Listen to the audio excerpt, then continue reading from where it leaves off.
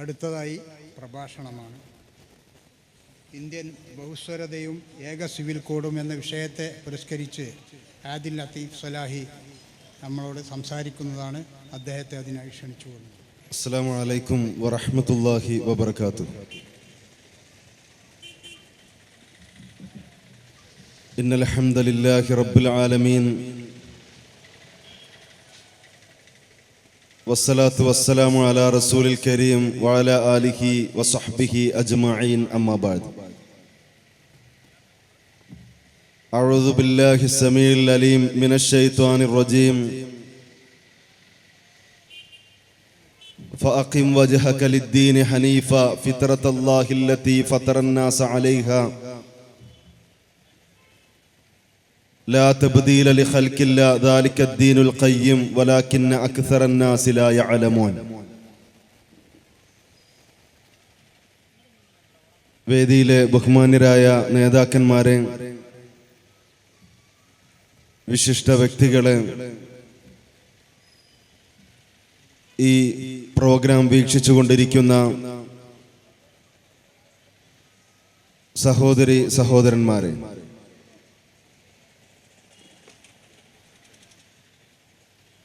ഖുർആൻ ഹദീസ് learning school പഠിതാക്കളുടെ സംഗമത്തിന്റെ ഭാഗമായി ISM Kottakkal മണ്ഡലം സംഘടിപ്പിച്ച ഈ പ്രചരണ യോഗത്തിൽ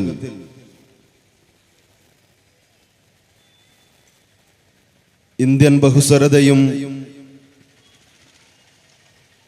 ഏക സിവിൽ കോഡും എന്ന വിഷയമാണ്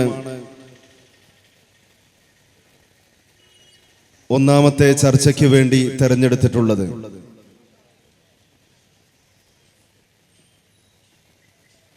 ഇന്ത്യൻ സാഹചര്യത്തിൽ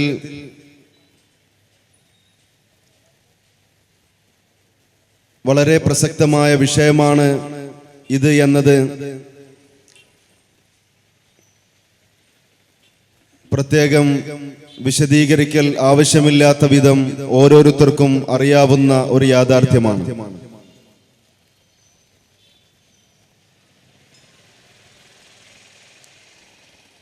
അടുത്ത കാലത്തായി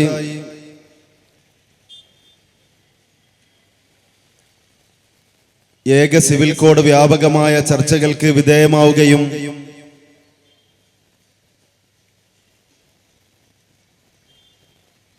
രാജ്യത്ത് പൊതു സിവിൽ കോഡ് ഇല്ല എങ്കിൽ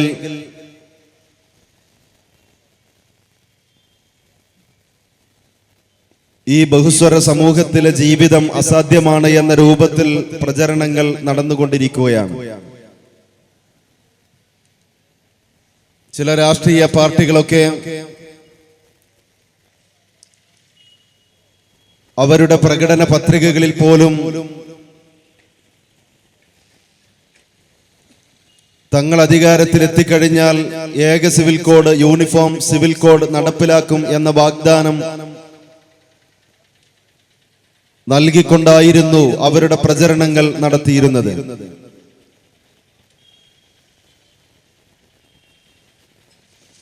അതോടൊപ്പം തന്നെ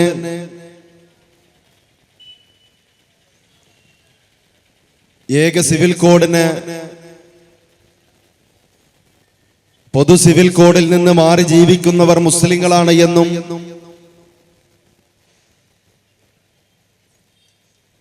മുസ്ലിങ്ങൾക്കിടയിലാണ് ഇത്തരം നിയമങ്ങൾ കൊണ്ടുവരേണ്ടത് എന്ന രൂപത്തിൽ മറ്റൊരു പ്രചരണങ്ങൾ കൂടെ നടന്നുകൊണ്ടിരിക്കുന്നു.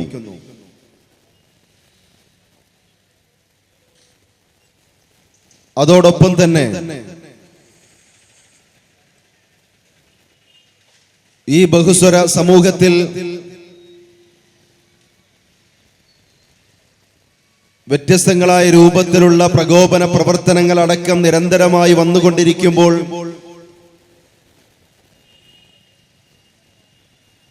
ഒരു മുസ്ലിം എന്നുള്ള നിലയ്ക്ക് നമ്മൾ എപ്രകാരമാണ് അത്തരം വിഷയങ്ങളെ കാണേണ്ടത് എന്നുകൂടെ ഇതിന്റെ ഭാഗമായി നാം ഓരോരുത്തരും മനസ്സിലാക്കേണ്ടതുണ്ട്. സിവിൽ നിയമങ്ങളെല്ലാം രാജ്യത്തിലെ ഓരോ പൗരന്മാർക്കും ഒരേപോലെയാക്കുക എന്നുള്ളതാണ് ഏക സിവിൽ കോഡ് കൊണ്ട് ഉദ്ദേശിക്കുന്നത്. എന്നാൽ ഇന്ത്യയിലുള്ള വ്യത്യസ്തങ്ങളായ മതവിഭാഗങ്ങൾ ഓരോന്നും പരിശോധിച്ചാൽ മുസ്ലിങ്ങളാകട്ടെ, ഹൈന്ദവരാകട്ടെ, ക്രൈസ്തവരാകട്ടെ, സിഖുകാരാകട്ടെ, പാഴ്സികളാകട്ടെ, ജൈനമത വിശ്വാസികളാകട്ടെ, അവർക്കൊക്കെ അവരുടേതായ സിവിൽ നിയമങ്ങളുണ്ട് എന്നും ആ നിയമങ്ങൾ ഓരോന്നും സംരക്ഷിക്കപ്പെടേണ്ടതാണ് എന്നുമാണ് മുസ്ലിങ്ങൾക്ക് പറയാനുള്ളത്. അഥവാ മുസ്ലിങ്ങളുടെ മാത്രം സിവിൽ നിയമങ്ങൾ നിലനിൽക്കണം എന്നതല്ല, മറിച്ച് ഈ രാജ്യത്ത് ജീവിക്കുന്ന ഏതൊക്കെ മതവിശ്വാസികളുണ്ടോ ആ മതവിശ്വാസികൾക്കെല്ലാം തന്നെ അവരുടേതായ നിയമങ്ങൾ അനുസരിച്ചുകൊണ്ട് ജീവിക്കുവാനുള്ള സ്വാതന്ത്ര്യം നൽകേണ്ടതുണ്ട് എന്നാണ്. ആ സ്വാതന്ത്ര്യമാണ് ഡോക്ടർ BR അംബേദ്കറുടെ നേതൃത്വത്തിൽ തയ്യാറാക്കിയ ഇന്ത്യൻ ഭരണഘടന നമുക്ക് അനുവദിച്ചു തന്നിട്ടുള്ളത്. ആ ഭരണഘടന അനുവദിച്ചു തന്ന അവകാശം അത് പ്രാവർത്തികമാക്കാനുള്ള അനുവാദം നൽകണം എന്നാണ് ഇതിന്റെ ഭാഗമായി മുസ്ലിം സംഘടനകളൊക്കെ ഇന്ന് പ്രഖ്യാപിച്ചുകൊണ്ടിരിക്കുന്നത്. എന്തുകൊണ്ടാണ് ഇത്തരം ഏക സിവിൽ കോഡ് ഒരു പ്രശ്നമായി പറയാനുള്ള കാരണം? ഈ രാജ്യത്ത് ജീവിക്കുന്ന ഓരോ വിശ്വാസികൾക്കും, വ്യത്യസ്ത മതങ്ങളിൽ ജീവിക്കുന്ന ഓരോരുത്തർക്കും ഒരേപോലെ പാലിക്കുവാൻ കഴിയുന്ന ഒരു സിവിൽ നിയമം കൊണ്ടുവരാൻ ഇന്നേ വരെ ഒരാൾക്കും കഴിഞ്ഞിട്ടില്ല എന്നുള്ളതാണ്. എല്ലാവർക്കും അവരുടേതായ മതവിശ്വാസങ്ങളെ ഉൾക്കൊണ്ടുകൊണ്ട് പാലിക്കാൻ കഴിയുന്ന നിയമങ്ങൾ ഏതാണ് എന്ന് ചോദിച്ചാൽ ആ നിയമങ്ങളെ വിശദീകരിച്ചു കൊടുക്കാൻ ഏക സിവിൽ കോഡ് ആവശ്യമാണ് എന്ന് പറയുന്ന ഒരാൾക്കും അതിന്റെ ഒരു പകരം ബദൽ സംവിധാനം കൊണ്ടുവരാൻ കഴിഞ്ഞിട്ടില്ല എന്ന് മാത്രമല്ല, ഇന്ത്യയുടെ ചരിത്രം പരിശോധിച്ചു നോക്കിയാൽ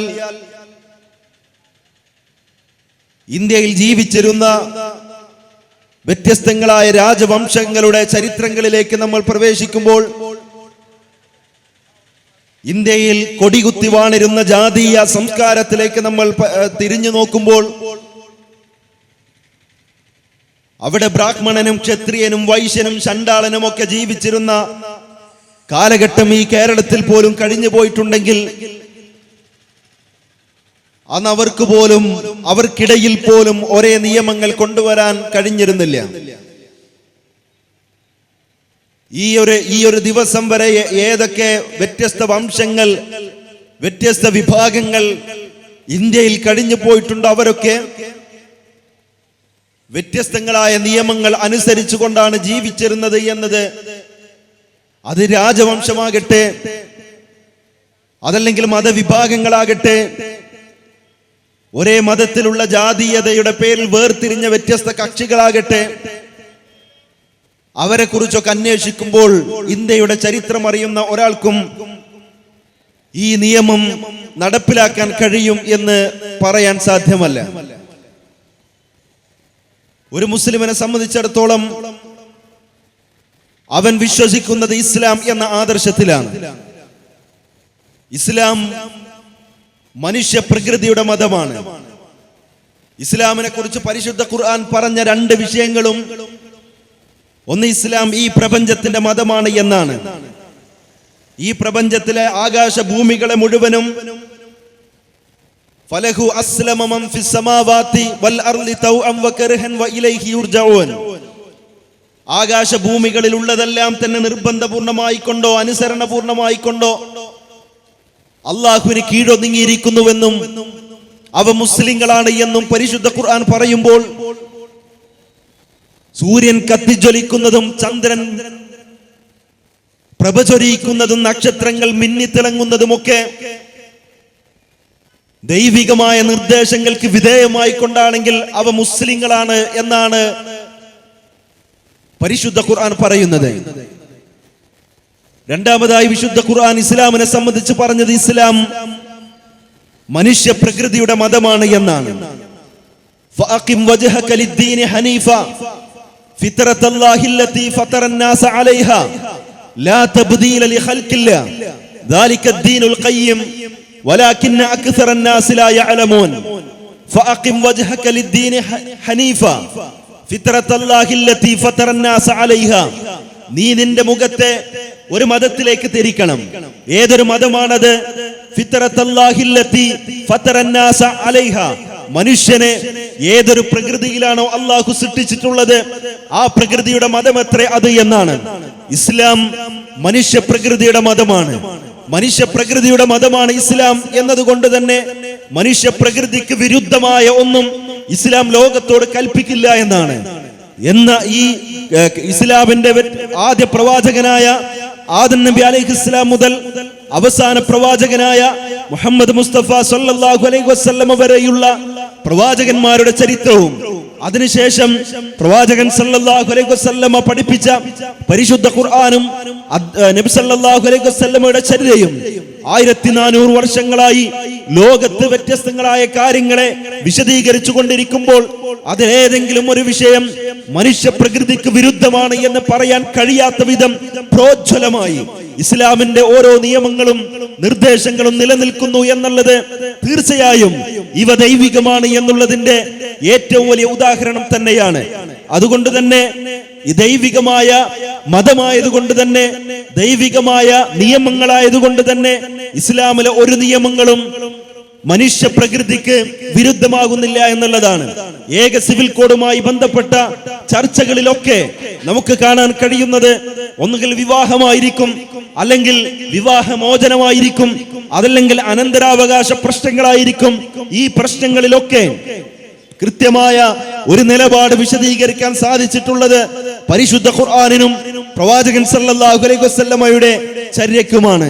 സ്വാഭാവികമായും ഈ നിയമങ്ങൾ പാലിക്കുമ്പോഴാണ് ഒരാൾ മുസ്ലിം ആവുന്നത് എന്നതുകൊണ്ട് തന്നെ ഇന്ത്യൻ ഭരണഘടന അനുവദിച്ചു തന്ന ശരീഅത്ത് നിയമങ്ങൾ, ആ നിയമങ്ങൾക്കനുസരിച്ചു കൊണ്ട് തന്നെ ഇത്തരം വിഷയങ്ങൾ മുന്നോട്ട് കൊണ്ടുപോകാൻ നമുക്ക് സാധിക്കും.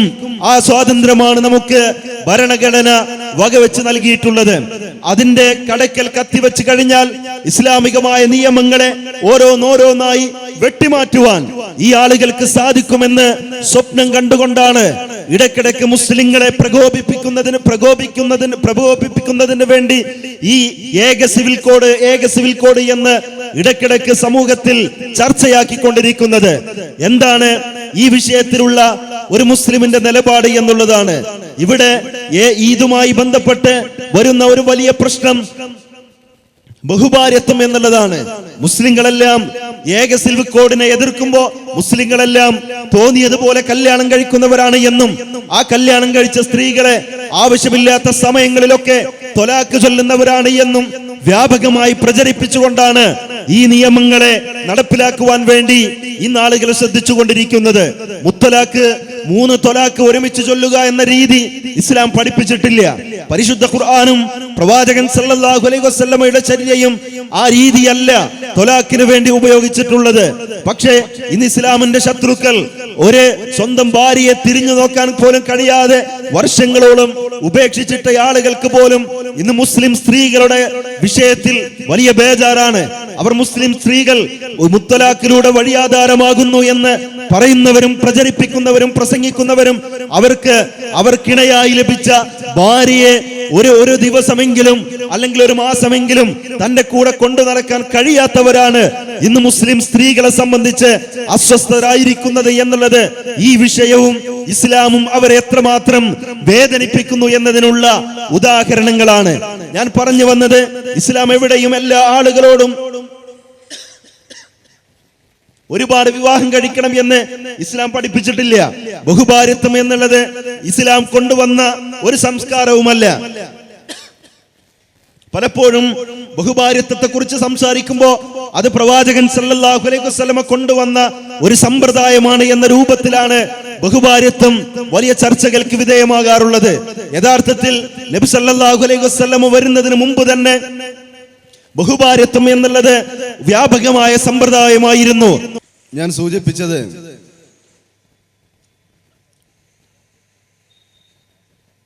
ബഹുഭാര്യത്വം എന്നുള്ളത് പ്രവാചകൻ സല്ലല്ലാഹു അലൈഹി വസല്ലമ കൊണ്ടുവന്ന ഒരു സംവിധാനമല്ല എന്നും മക്കയിൽ വ്യാപകമായി നിലനിന്നിരുന്ന ബഹുഭാര്യത്വത്തിന് പ്രവാചകൻ സല്ലല്ലാഹു അലൈഹി വസല്ലം പരിധി നിശ്ചയിക്കുകയും ഒന്നിലധികം ഭാര്യമാരെ സ്വീകരിക്കുന്ന ആളുകൾ തന്നെ ഭാര്യമാർക്കിടയിൽ നീതി പാലിക്കുവാൻ, നീതി പുലർത്താൻ സാധിക്കണം അവർക്ക് എന്നും അവരെ ശരിയായ വിധത്തിൽ പരിപാലിക്കുവാൻ സാധിക്കേണ്ടതുണ്ട് എന്നതടക്കം പഠിപ്പിച്ചുകൊണ്ടാണ്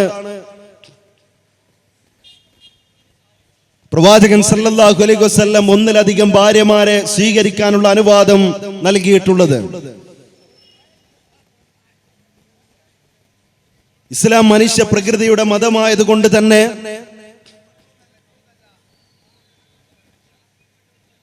ഒന്നിലധികം ഭാര്യമാരെ സ്വീകരിക്കേണ്ട സാഹചര്യങ്ങൾ പലപ്പോഴും മനുഷ്യ ജീവിതത്തിൽ വരാൻ സാധ്യതയുണ്ട് എന്നതുകൊണ്ട് തന്നെയാണ് അതൊരനുവാദമായി ഇസ്ലാം നൽകിയിട്ടുള്ളത്. ഒരാൾ വിവാഹം കഴിച്ച് അയാളുടെ ഭാര്യ രോഗിയായി മാറാവ്യാധി പിടിപെട്ട് കിടക്കുകയാണെങ്കിൽ അയാളുടെ മുന്നിലുള്ള പോംവഴി ഒന്നുകിൽ അയാൾക്ക് നിലവിലുള്ള ഭാര്യയെ ഒഴിവാക്കി വേറെ ഒരു സ്ത്രീയെ കല്യാണം കഴിക്കണം. പക്ഷെ ഒരു ഭാര്യയുടെ കുഴപ്പം കൊണ്ടല്ല ഭാര്യ രോഗിയായി മാറിയത് എന്നതുകൊണ്ട് തന്നെ അവളെ ഉപേക്ഷിക്കുമ്പോൾ സ്വാഭാവികമായും അത് മാനവിക വിരുദ്ധമായി മാറുന്നു. അല്ലെങ്കിൽ പിന്നെ അയാളുടെ ആഗ്രഹങ്ങളെ മുഴുവനും അടക്കി വെച്ചുകൊണ്ട് മരണം വരെ ആ രൂപത്തിൽ തന്നെ ജീവിക്കുവാൻ അയാൾ ശ്രമിക്കണം. അതുമല്ലെങ്കിൽ അയാളുടെ മുന്നിലുള്ള പരിഹാരം അയാളുടെ നിലവിലുള്ള ഭാര്യയെ അതേപോലെ തന്നെ സംരക്ഷിച്ചുകൊണ്ട് അയാൾ ഒരു ഭാര്യയെ കൂടെ സ്വീകരിക്കണം. ഇതിലേതാണ് മാനവികത എന്ന് ചോദിച്ചാൽ സ്വാഭാവികമായി നമുക്ക് പറയാനുള്ളത് അയാളുടെ നിലവിലുള്ള ഭാര്യയെ സംരക്ഷിച്ചുകൊണ്ട് ഒരു സ്ത്രീയെ കൂടെ കല്യാണം കഴിക്കുക എന്നുള്ളതാണ്.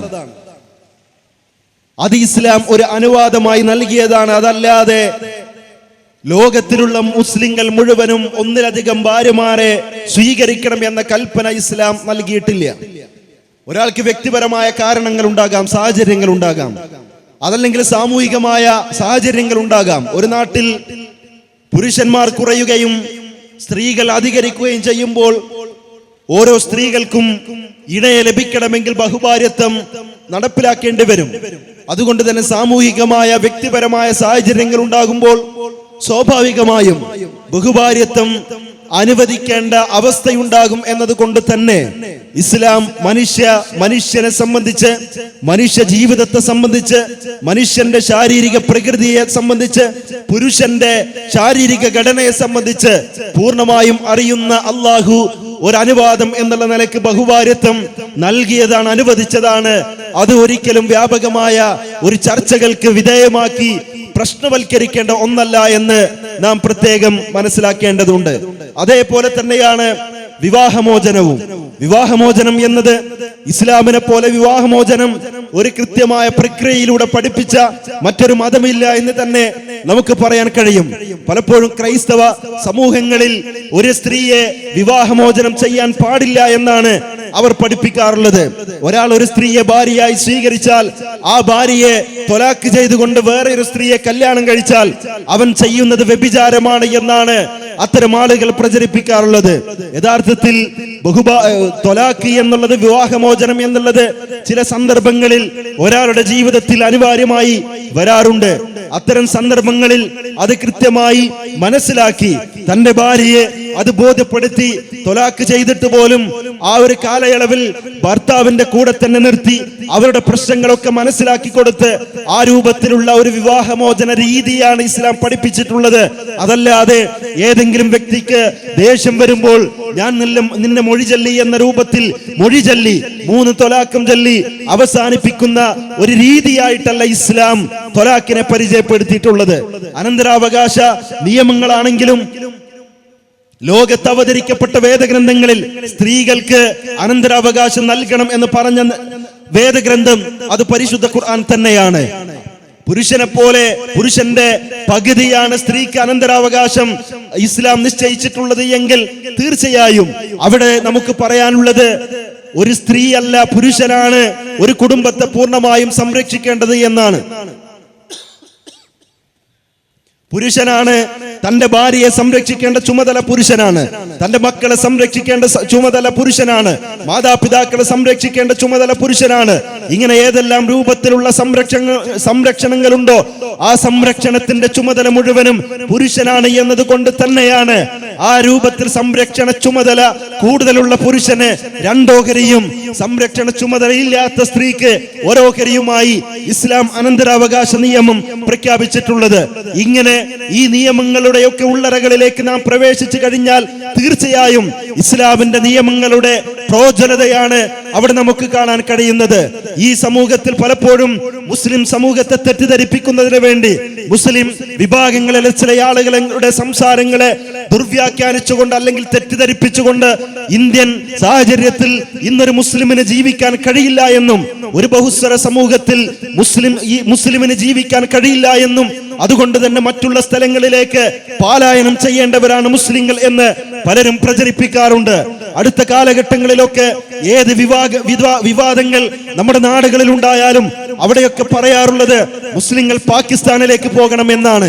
എന്ത് ചെറിയ പ്രശ്നങ്ങൾ ഉണ്ടെങ്കിലും ആ പ്രശ്നങ്ങളോടുള്ള ചില ആളുകളുടെ പ്രതികരണം മുസ്ലിങ്ങളാണെങ്കിൽ അവർ പാകിസ്ഥാനിലേക്ക് പോകട്ടെ എന്നാണ്.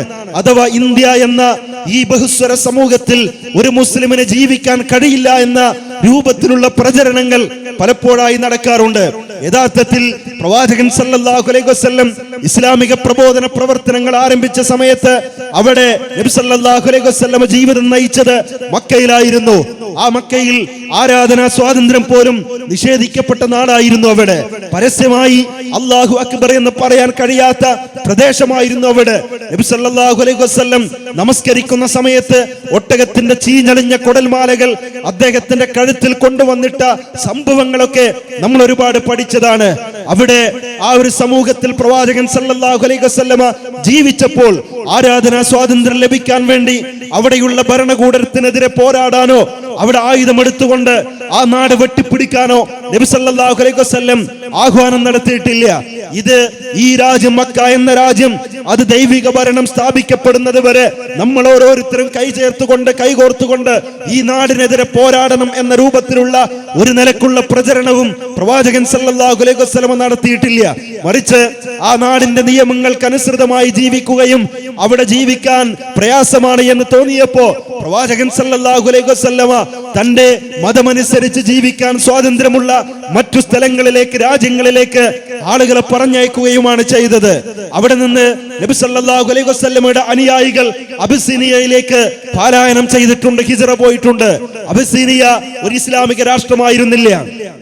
മറിച്ച് ഇസ്ലാമികമല്ലാത്ത രാഷ്ട്രത്തിന് കീഴിൽ ആ രാഷ്ട്ര നേതാവിന് പൂർണ്ണമായും ഈ മുസ്ലിങ്ങൾക്ക് സംരക്ഷണം നൽകാൻ സാധിക്കുമെന്ന് തോന്നിയപ്പോ, അവിടെ നിന്ന് ഉറപ്പ് ലഭിച്ചപ്പോ മുസ്ലിങ്ങളിൽ ചില ആളുകൾ അബിസീനിയയിൽ അവിടെ ഭരണകൂടത്തിന് കീഴിൽ സുഖമായി അവരുടെ ആരാധനാ കർമ്മങ്ങൾ ചെയ്തുകൊണ്ട് നിർവഹിച്ചുകൊണ്ട് ജീവിക്കുകയാണ് ചെയ്തത്. യൂസുഫ് നബി അലൈഹിസ്സലാമയുടെ ചരിത്രമറിയാം നമുക്കൊക്കെ. യൂസുഫ് നബി അലൈഹിസ്സലാം അദ്ദേഹം ജയിലിൽ അകപ്പെടുകയും ആ ഒരു അനിസ്ലാമികമായ രാഷ്ട്രത്തിന് കീഴിൽ ജീവിക്കുകയും ചെയ്തത് പരിശുദ്ധ ഖുർആൻ വളരെ കൃത്യമായി തന്നെ വിശദീകരിച്ചിട്ടുണ്ട്.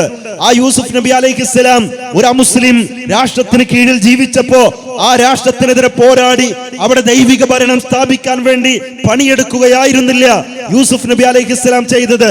മറിച്ച് ആ രാഷ്ട്രത്തിന് കീഴിൽ ഭരണകൂടത്തിന്റെ കീഴിൽ നിന്നുകൊണ്ട് ഇസ്ലാമികമായ പ്രബോധന പ്രവർത്തനങ്ങൾ നടത്താനും അതോടൊപ്പം തന്നെ ആ രാഷ്ട്രത്തെ സേവിക്കാൻ തനിക്ക് ഏത് രൂപത്തിൽ കഴിയും എന്ന് തന്റെ ആ രാഷ്ട്ര നേതാവിനെ ബോധ്യപ്പെടുത്തുകയും ആ ഭരണകൂടത്തിലേക്ക്, ഭരണകർത്താക്കളിലേക്ക്, നിയമങ്ങൾ നടപ്പിലാക്കുന്ന ആളുകളിലേക്ക് യൂസുഫ് നബി അലൈഹിസ്സലാം കയറി വരികയും ചെയ്തു എന്നുള്ളതാണ് പരിശുദ്ധ ഖുർആൻ നമുക്ക് നൽകിയിട്ടുള്ള പാഠം, നമുക്ക് വിശദീകരിച്ചു തന്നിട്ടുള്ള പാഠം.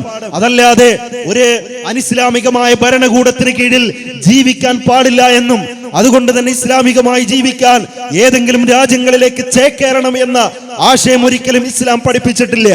ഇത് ഇന്ത്യയിൽ പോലും, ഇന്ത്യ എന്ന ഈ മഹത്തായ രാജ്യം ഒരു മുസ്ലിമിന് ഇസ്ലാമികമായി ജീവിക്കാനും ഇസ്ലാമിക പ്രബോധന പ്രവർത്തനങ്ങൾക്കും സ്വാതന്ത്ര്യം നൽകിയ ഭരണഘടനയാണ് നമുക്കുള്ളത്.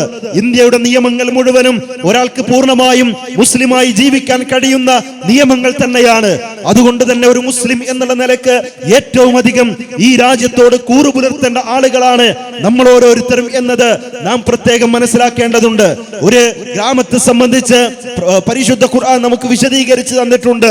എന്തേ ആ ഗ്രാമത്തിലുള്ള അള്ളാഹു അവർക്ക് നൽകിയ വ്യത്യസ്തങ്ങളായ അനുഗ്രഹങ്ങളെ സംബന്ധിച്ച് വിശദീകരിച്ച് തന്നപ്പോ അവിടെ ഒരനുഗ്രഹമായി പറഞ്ഞത് ബൽദത്തുൻ ത്വയ്യിബ വറബ്ബുൻ ഗഫൂർ.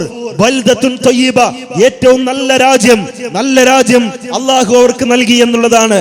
വറബ്ബുൻ ഗഫൂർ, എല്ലാം പുറത്തു തരുന്ന രക്ഷിതാവും അവർക്കുണ്ട് എന്നാണ് പരിശുദ്ധ ഖുർആൻ ആ രാജ്യത്തെ വലിയ അനുഗ്രഹമായി പറഞ്ഞു കൊടുത്തത്.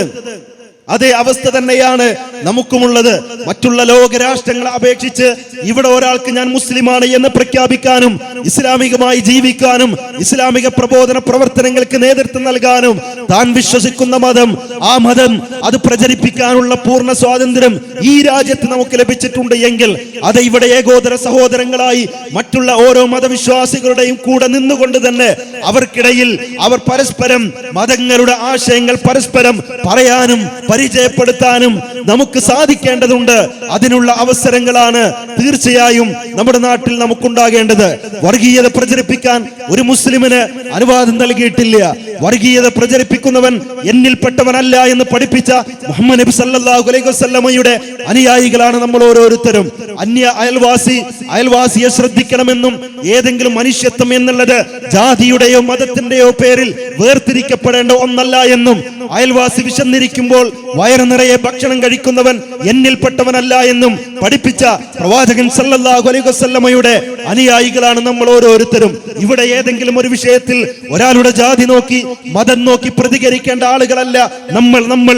ഇന്ത്യ മഹാരാജ്യത്ത് ജീവിക്കുന്നവർ ഏത് മതത്തിൽപ്പെട്ടവരാണെങ്കിലും ഏത് പ്രദേശത്ത് ജീവിക്കുന്നവരാണെങ്കിലും ഏകോദര സഹോദരങ്ങളെ പോലെ ഈ രാജ്യത്തിന്റെ നന്മയ്ക്ക് വേണ്ടി, ഈ രാജ്യത്തിന്റെ പുരോഗതിക്ക് വേണ്ടി പോരാടുകയാണ് ചെയ്യേണ്ടത്.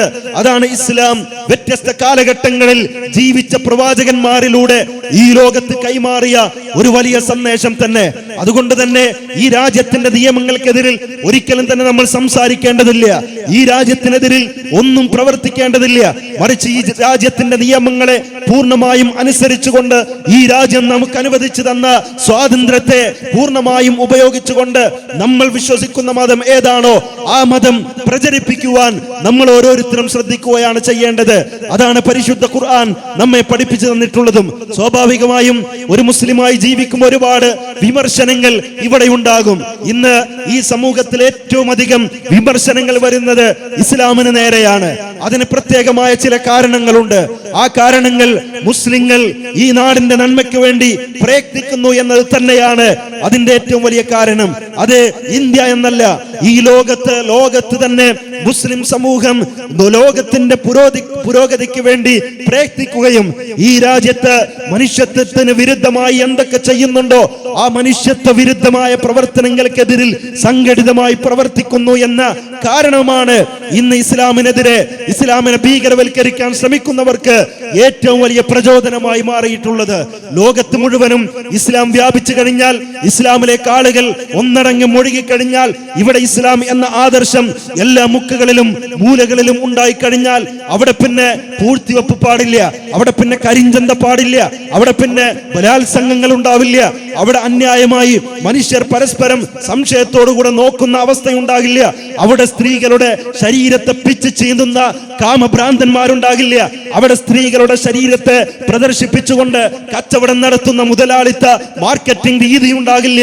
അവിടെയെല്ലാം ദൈവികമായ നിയമങ്ങൾക്കനുസൃതമായി കൊണ്ടായിരിക്കും. സ്വാഭാവികമായും ആ നിയമം ഇവിടെ വരുന്നതോടുകൂടെ ഇസ്ലാം ലോകത്ത് പഠിപ്പിച്ച മഹത്തായ ഒരു ആദർശം, ഈ ലോകത്തിനൊരു നാഥനുണ്ട് എന്ന തൗഹീദിന്റെ സന്ദേശമാണ്. യാ അയ്യുഹന്നാസ് ഉഅ്ബുദൂ റബ്ബക്കുമുല്ലദീ ഖലഖക്കും വല്ലദീന മിൻ ഖബ്ലിക്കും ലഅല്ലക്കും തത്തഖൂൻ അല്ലദീ ജഅല ലക്കുമുൽ അർള ഫിറാശ വസ്സമാഅ ബിനാഅ വഅൻസല മിനസ് സമാഇ മാഅ ഫഅഖ്റജ ബിഹി മിനസ് സമറാത്തി റിസ്ഖൻ ലക്കും ഫലാ തജ്അലൂ ലില്ലാഹി അൻദാദൻ വഅൻതും തഅലമൂൻ. ജനങ്ങളെ, നിങ്ങൾ ആരെയാണ് ആരാധിക്കേണ്ടത്? നിങ്ങൾ ആരാധിക്കേണ്ടത് ഹൈന്ദവന്റെയോ ക്രൈസ്തവന്റെയോ മുസ്ലിങ്ങളുടെയോ ദൈവത്തെയല്ല, അല്ലെങ്കിൽ മുസ്ലിങ്ങളിലെ ഏതെങ്കിലും ഒരു പാർട്ടിയുടെ രക്ഷിതാവിനെയല്ല, മറിച്ച് നിങ്ങളെ ആരാണോ സൃഷ്ടിച്ചത്, നിങ്ങളുടെ മുൻഗാമികളെ ആരാണോ സൃഷ്ടിച്ചത്, ആ സൃഷ്ടാവിനെയാണ് നിങ്ങൾ ആരാധിക്കേണ്ടത്.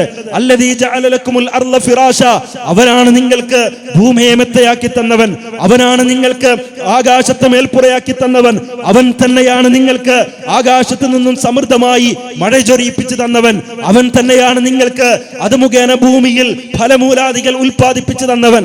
അതുകൊണ്ട് അറിഞ്ഞുകൊണ്ട് ഒരിക്കലും നിങ്ങളുടെ നാഥന് നിങ്ങൾ സമന്മാരെ ഉണ്ടാക്കരുത് എന്ന് പരിശുദ്ധ ഖുർആൻ സൂറത്തുൽ ബഖറയിലെ 21-22 വചനങ്ങളിലൂടെ ജാതിയുടെയോ വർഗത്തിന്റെയോ വംശത്തിന്റെയോ ദേശയുടെയോ ഭാഷയുടെയോ വ്യത്യാസം കൂടാതെ ഈ ലോകത്ത് ജീവിക്കുന്ന പച്ചയായ മനുഷ്യരായി ആരൊക്കെയുണ്ടോ അവരോട് മുഴുവനും ഈ ലോകത്തിന്റെ നാഥനെ മാത്രമേ ആരാധിക്കാൻ പാടുള്ളൂ എന്ന് പറയുമ്പോൾ സ്വാഭാവികമായും ആ തൗഹീദിന്റെ കുടക്കീഴിലേക്ക് ആളുകൾ വന്നു കഴിഞ്ഞാൽ അപകടമാണ് എന്ന് തിരിച്ചറിഞ്ഞ പുരോഹിതന്മാരെ ഉപയോഗിച്ചുകൊണ്ടാണ് ഈ ആദർശം ഭീകരവാദമാണ് എന്ന്, ഭീകരതയാണ് എന്ന് പ്രചരിപ്പിക്കുവാൻ ഇന്ന് മുതലാളിത്ത ശക്തികൾ ശ്രമിച്ചുകൊണ്ടിരിക്കുന്നത്. അവിടെ നമുക്ക് പറയാൻ കഴിയും, മുതലാളിത്തം ഇന്ന് കച്ചവടത്തിന്റെ പുതിയ രീതിയായി അവതരിപ്പിക്കുന്നത് സ്ത്രീകളുടെ ശരീര പ്രദർശനമാണ്. എവിടെ നോക്കിയാലും സ്ത്രീകളുടെ ശരീരത്തെ പ്രദർശിപ്പിച്ചുകൊണ്ടാണ്. അതൊരു മൊട്ടുസൂചിയായിരിക്കാം, അതൊരു അച്ചാറായിരിക്കാം, അതല്ലെങ്കിൽ ഒരു പെൻസിലായിരിക്കാം, അതല്ലെങ്കിൽ ഒരു പെന്നായിരിക്കാം, അതുമല്ലെങ്കിൽ ഒരു മൊബൈൽ ഫോൺ ആയിരിക്കാം, അതല്ലെങ്കിൽ വലിയ വലിയ വസ്തുക്കളായിരിക്കാം. ഏത് വസ്തുക്കളാണെങ്കിലും ആ വസ്തുക്കൾ വാങ്ങണമെങ്കിൽ അവിടെ സുന്ദരിയായ ഒരു സ്ത്രീ ഉണ്ടാകണമെന്നും ആ സ്ത്രീയുടെ ശരീരത്തിലേക്ക് ആളുകൾ നോക്കണമെന്നും, അതുകൊണ്ട് തന്നെ ഒരു പുരുഷനെ പ്രകാരമാണോ ആകർഷിക്കപ്പെടുക, ആ സ്ത്രീ ശരീരത്തിൽ പുരുഷൻ ആകർഷിക്കുന്ന ഭാഗം ഏതാണോ ആ ഭാഗങ്ങളെ മുഴുവനും പ്രദർശിപ്പിച്ചുകൊണ്ട് കച്ചവടം നടത്തുന്ന വിപണന തന്ത്രമിറക്കിയ മുതലാളിത്തത്തിന് ഇസ്ലാം ഈ ലോകത്ത് വന്നു കഴിഞ്ഞാൽ ആ മാർക്കറ്റിംഗ് രീതി അവസാനിപ്പിക്കേണ്ടി വരും. കാരണം പരിശുദ്ധ ഖുർആൻ പറഞ്ഞത് ഫലാ തഖറബുസ്സിന ഇന്നഹു കാന ഫാഹിശതൻ വസാഅ സബീല, നിങ്ങൾ ഒരിക്കലും വ്യഭിചരിക്കരുത് എന്നല്ല, വ്യഭിചാരത്തെ സമീപിക്കരുത് എന്നാണ്. വ്യഭിചാരത്തെ സമീപിക്കരുത് എന്ന് പറയുമ്പോൾ നബി സല്ലല്ലാഹു അലൈഹി വസല്ലമ പഠിപ്പിച്ചു കൊടുത്തു, അൽ ഐനാനി സിനാഹുമൻ നളർ വൽ ഉദ്നാനി സിനാഹുമൽ ഇസ്തിമാ. കണ്ണിന് വ്യഭിചാരമുണ്ട്, അത് നോക്കലാണ് എന്നും, കാതിന് വ്യഭിചാരമുണ്ട്, അത് കേൾക്കലാണ് എന്നും, കയ്യിന് വ്യഭിചാരമുണ്ട്, അത് പിടിക്കലാണ് എന്നും, കാലിന് വ്യഭിചാരമുണ്ട്, അത് നടന്നടിക്കലാണ് എന്നും, ശരീരത്തിന്റെ ഓരോ അവയവങ്ങളുടെയും വ്യഭിചാരത്തിന്റെ രീതിയെ വിശദീകരിച്ച പ്രവാചകൻ സല്ലല്ലാഹു അലൈഹി വസല്ലം ആ രൂപത്തിൽ ഒരിക്കലും വ്യഭിചാരത്തെ നിങ്ങൾ സമീപിച്ചു പോവുക പോലും ചെയ്യരുത് എന്ന് പഠിപ്പിക്കുമ്പോൾ സ്വാഭാവികമായും അത്തരം ബോർഡുകളിലേക്ക്, ബാനറുകളിലേക്ക് നോക്കുവാൻ ആളില്ലാതിരിക്കും, ആ ബാനറുകൾ സ്ഥാപിക്കാൻ ആളുകളില്ലാതിരിക്കും, ആ ബാനറുകൾ ഉപയോഗിച്ച് കച്ചവടം നടത്താൻ ആളുകളില്ലാതിരിക്കും. അതുകൊണ്ട് തന്നെ ഏതൊക്കെ രീതിയിലുള്ള മാർക്കറ്റിംഗ് തന്ത്രങ്ങളുണ്ടോ ആ തന്ത്രങ്ങൾ മുഴുവനും പാഴ്വേലകളായി മാറും എന്ന തിരിച്ചറിവിൽ നിന്നാണ് വ്യാപകമായി ഇസ്ലാമിനെ ഭീകരവൽക്കരിക്കുവാൻ ശ്രമിച്ചുകൊണ്ടിരിക്കുന്നത്. അതിന്റെ കൂടെ തന്നെ മുസ്ലിങ്ങൾ മുസ്ലിങ്ങളെ ഒന്നുകൂടെ വിഭജിച്ചുകൊണ്ടാണ് ഇന്ന് ഇസ്ലാമിന്റെ ശത്രുക്കൾ ഭീകരവാദത്തെ പ്രചരിപ്പിക്കുന്നത്. അത് നല്ല മുസ്ലിങ്ങളും ചീത്ത മുസ്ലിങ്ങളും ഉണ്ട് എന്നാണ്.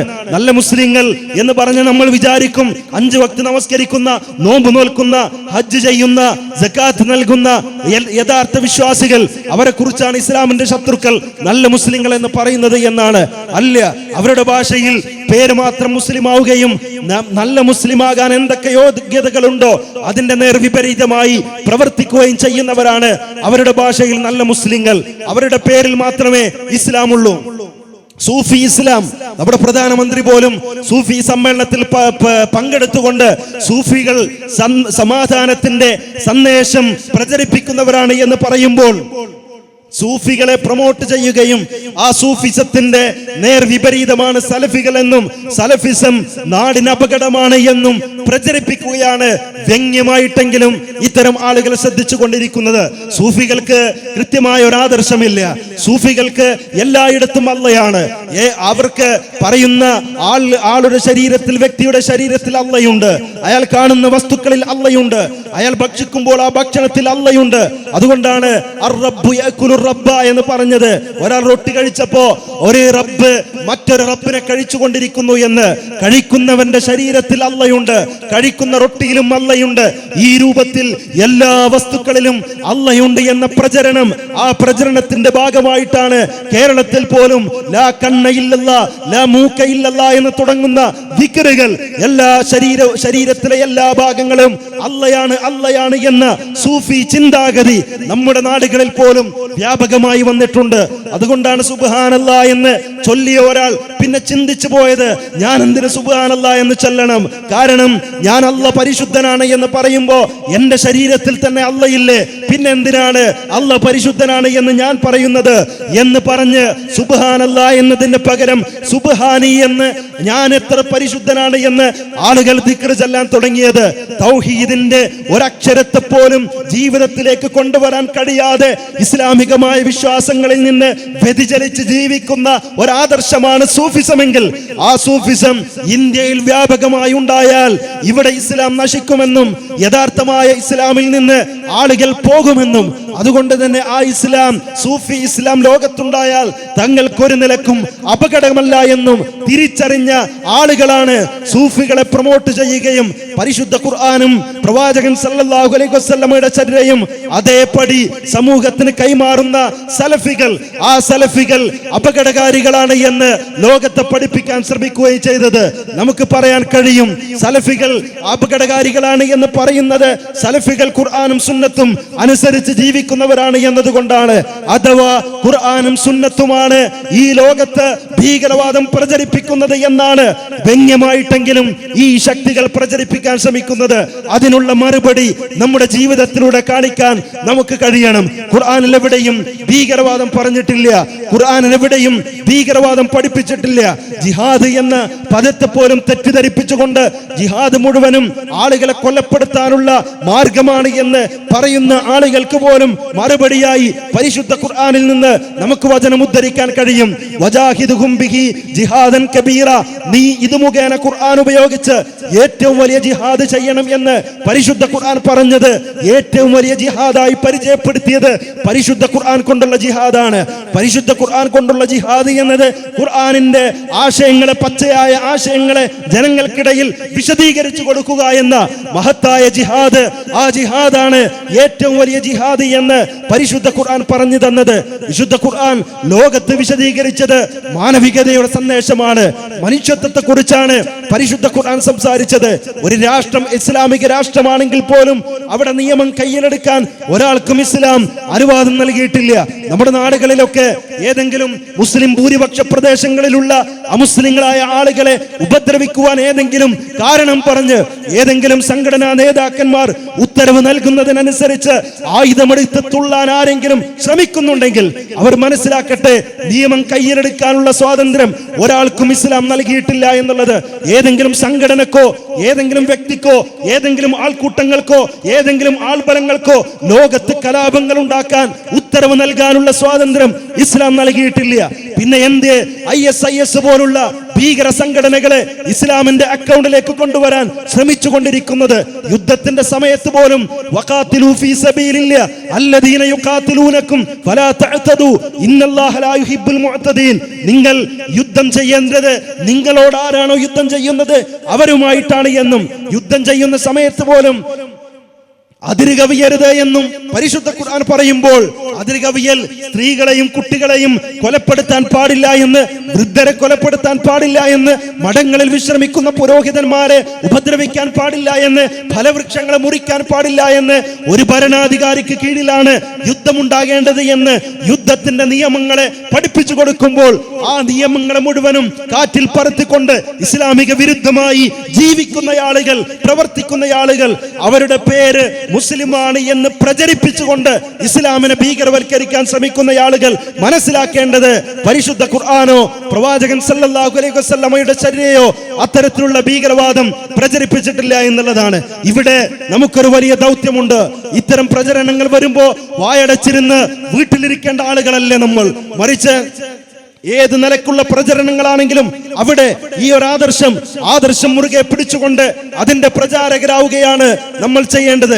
അതല്ലാതെ നമ്മൾ രാജ്യത്ത് കുഴപ്പമുണ്ടാക്കാൻ പാടില്ല, കലാപങ്ങൾ ഉണ്ടാക്കാൻ പാടില്ല, സംഘർഷങ്ങൾ ഉണ്ടാക്കാൻ പാടില്ല, എവിടെയെങ്കിലും പ്രശ്നങ്ങൾ ഉണ്ടാക്കാൻ പാടില്ല. മറിച്ച് അതിൽ നിന്ന് മാറി നിന്നുകൊണ്ട് ഈ ഒരു ആദർശം ഒരാൾക്കും തകർക്കാൻ കഴിയാത്ത ആദർശമാണ് നമ്മുടെ കയ്യിലുള്ളത് എന്നും, ഈ പ്രകാശത്തെ, അല്ലാഹുവിന്റെ പ്രകാശത്തെ ലോകാവസാനം വരെ ഊതിക്കെടുത്താൻ ആര് ശ്രമിച്ചാലും ആ പ്രകാശം അല്ലാഹു പൂർത്തീകരിക്കുമെന്ന പരിശുദ്ധ ഖുർആനിന്റെ വചനത്തെ അന്വർത്ഥമാക്കുന്ന രൂപത്തിലുള്ള ഇസ്ലാമിക ജീവിതമാണ് നമുക്കുണ്ടാകേണ്ടത്.